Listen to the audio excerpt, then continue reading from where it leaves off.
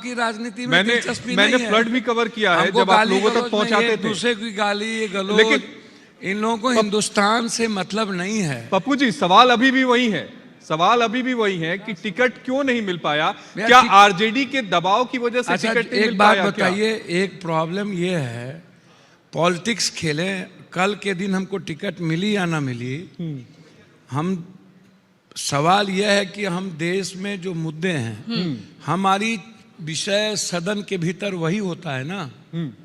और हम अभी भी जो कॉमन इशू हैं जनता के, हम टिकट चाहते कहाँ थे? हम तो प्रियंका गांधी जी और राहुल गांधी जी का जो हमारे साथ ब्लेसिंग, या हमारा जो दोनों आदमी के साथ जो एक सोशल रिश्ता है, पर्सनल रिश्ता, वो इम्पोर्टेंट था मेरे लिए।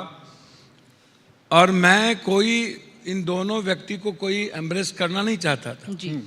तो अब किसने टिकट काटी और किसकी दिलचस्पी नहीं थी, मेरा उसमें कुछ जाना ही नहीं है, इंटरेस्ट नहीं है, मेरा बिल्कुल इंटरेस्ट नहीं है। आपको नहीं लगता कि जी कांग्रेस एक बड़ी पार्टी है और वो जब क्षेत्रीय राजनीति में आती है, मान लीजिए अगर हम बिहार या यूपी की बात करें, तो वहां की जो क्षेत्रीय पार्टी है उनके दबाव में आ जाती है?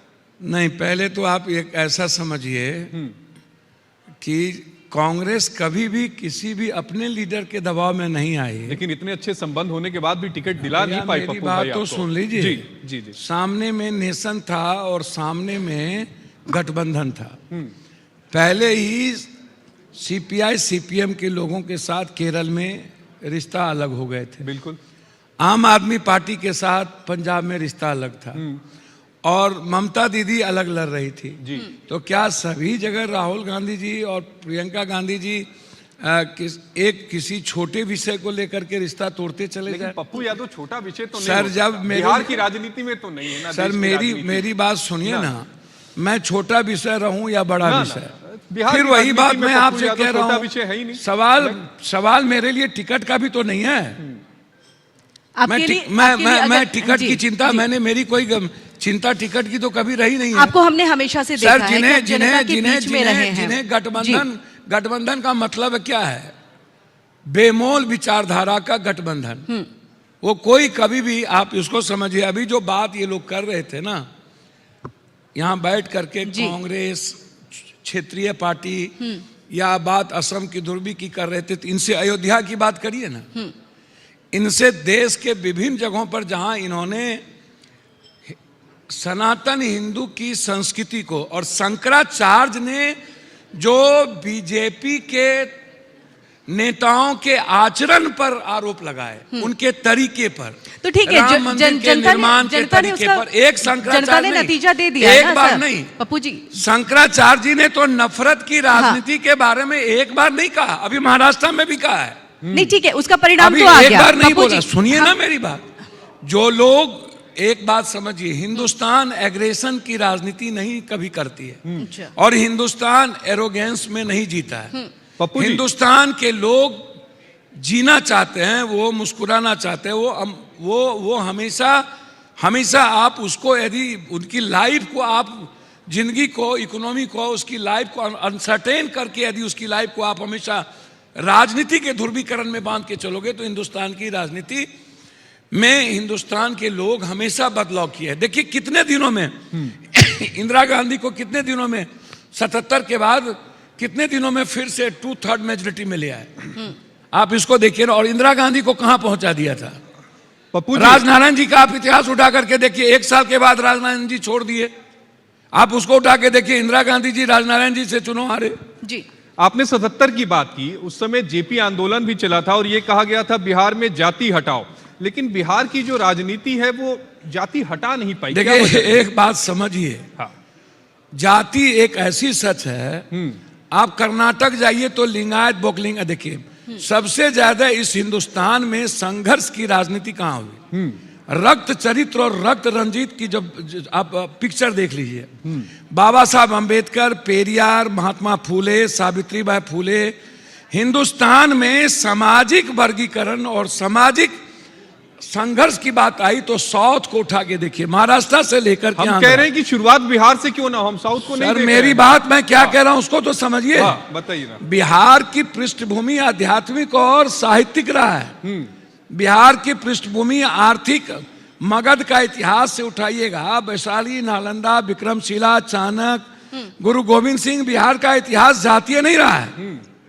वो अलग बात है कि बिहार के पॉलिटिकल सिस्टम में पॉलिटिशियन ने अपनी अपनी जातियों के सेंटिमेंट को करके उन्होंने क्षेत्रीय पार्टी को ज्यादा हमें समापन की तरफ बढ़ना है, तो हम चाहेंगे कि पप्पू जी आपसे एक आखिरी सवाल यहाँ पर करें और जिसका जवाब दें, क्योंकि संसद में कल आपने एक ऐसी बात कही, क्योंकि बिहार को एक स्पेशल पैकेज मिल गया, इतना मिला कि विपक्ष सवाल खड़े कर रहा है, तो वो भी हम जानना चाहेंगे। उसके बाद आपने पूर्णिया एयरपोर्ट के शिलान्यास की भी बात कर ली कि कैसे इतनी जल्दी होगा। ओम बिरला जी भी कह रहे हैं। समझिए, आप लोग हड़बड़ाते बहुत है। बिहार का इंडेक्स देखिए कहाँ जी, और नरेंद्र मोदी जी के 10 सालों में 56 लाख नौकरी गई और 18 लाख फैक्ट्रियां भारत में बंद हुई। आप इसको उठा करके देख लीजिए जी।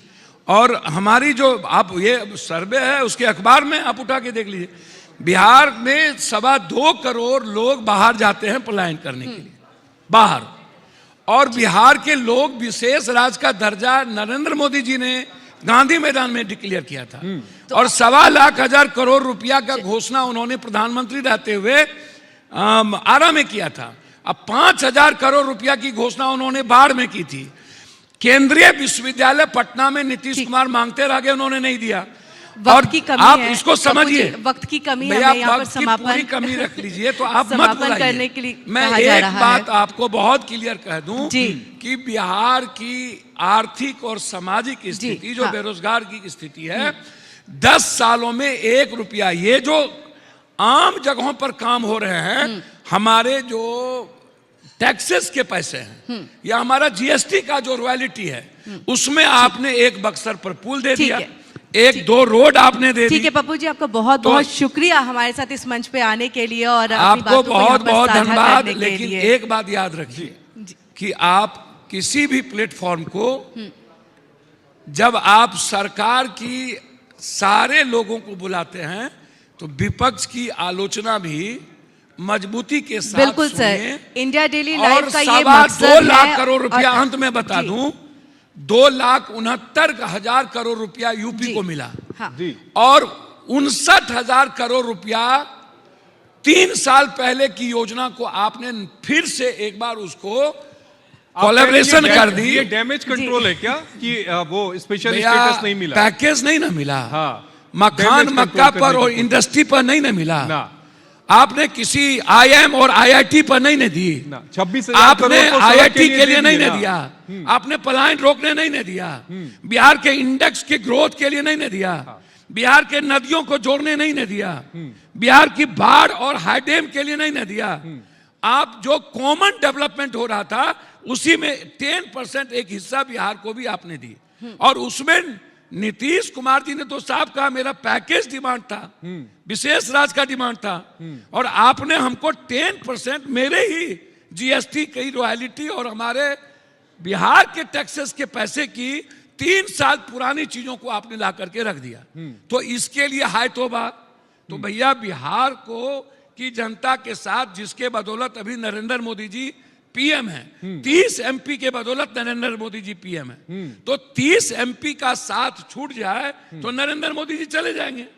तो 30 एमपी का मतलब होता है बिहार की जनता, और बिहार की जनता को आप हमेशा आवाज करते रहिए और उसके सेंटीमेंट के साथ खेलिए। और सियासत वाले सत्ता में बैठकर सिर्फ अपनी भौतिक सुख को ढूंढते एक आखिरी सवाल का जवाब दीजिए, जाति आधारित जो आरक्षण है उसका पप्पू यादव समर्थन करते हैं क्या? जाति आधारित आरक्षण, जो जातीय गणना जो हुई थी जिस पर जाति, अभी तो आप यूपी में जाति का लेबल लगाने की तैयारी कर लिए थे। नहीं, आप बताइए ना, यूपी छोड़ दीजिए ना, आप अपना बताइए ना। सर उसमें क्या बहस है? आप कितने पदाधिकारी आपके किस जाति के हैं उसको आप वोट लगा लीजिए, कितने कॉन्ट्रैक्टर इस हिंदुस्तान में किस जाति के हैं उसका वोट लगा लीजिए, कितने आईएएस और आईपीएस किस जाति के हैं उसका वोट लगा लीजिए।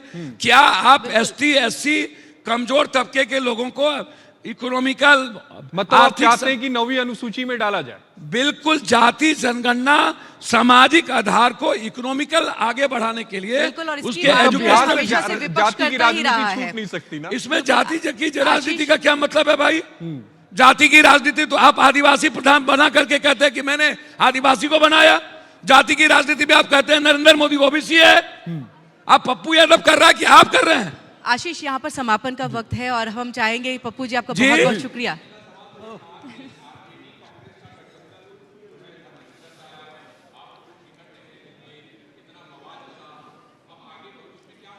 अच्छा एक बात बताइए, आपको पप्पू यादव को टिकट नहीं मिली, इसकी गहरी चिंता क्यों है? नहीं, आप भाई मत बनाइए। पप्पू यादव को एक इंसान रहने दीजिए। पैसा बांटते हम ही ना हैं कि आप बांटने जाते हैं या आरजेडी वाले बांटते हैं या कोई और बांटने नहीं, जाते हम हैं। जो सवाल लेकिन पूछ रहे पप्पू भाई, आप पप्पू भाई आपकी चिंता ना करें। नहीं पप्पू भाई चिंता नहीं कर रहा हूं। सर, मेरा सीधा सवाल यह है कि आरजेडी कांग्रेस के साथ रहेगी तो उसमें पप्पू यादव का क्या सर, रोल रहा है? बहुत क्लियर है, मैं कांग्रेस के साथ हूं। आरजेडी के और साथ एक नहीं बात रहेगा सुन ना? लीजिए, मेरी जी, बात सुन लीजिए जी। मैं कांग्रेस के साथ हूं। कांग्रेस को क्या निर्णय लेना है हाँ ये कांग्रेस तय करेगी, लेकिन मेरा जी कांग्रेस को मजबूत करने का जो मेरा इरादा है पर्सनली, आज यदि गठबंधन पप्पू यादव के साथ हुआ होता तो 20 सीट इंडिया गठबंधन बिहार में आती। मधेपुरा, अररिया, सुपौल, खगड़िया, भागलपुर, झंझारपुर, मधुबनी, दरभंगा, यह सीट किसी कीमत पर इंडिया गठबंधन नहीं हारती। एक बड़ी भूल हुई है, जिस किसी ने भी यह भूल किया हो, मुझे नहीं मतलब। चलिए हम लोग भविष्य में देखेंगे विधानसभा और चुनाव में आपको क्या होने जा रहा है। विधानसभा में जी, देखने को मिलेगा, देखेंगे किसी भी कीमत पर जी। विधानसभा आते आते आपको और भी चीज मिलेगा। जी। बहुत बहुत धन्यवाद। धन्यवाद। जी, धन्यवाद धन्यवाद।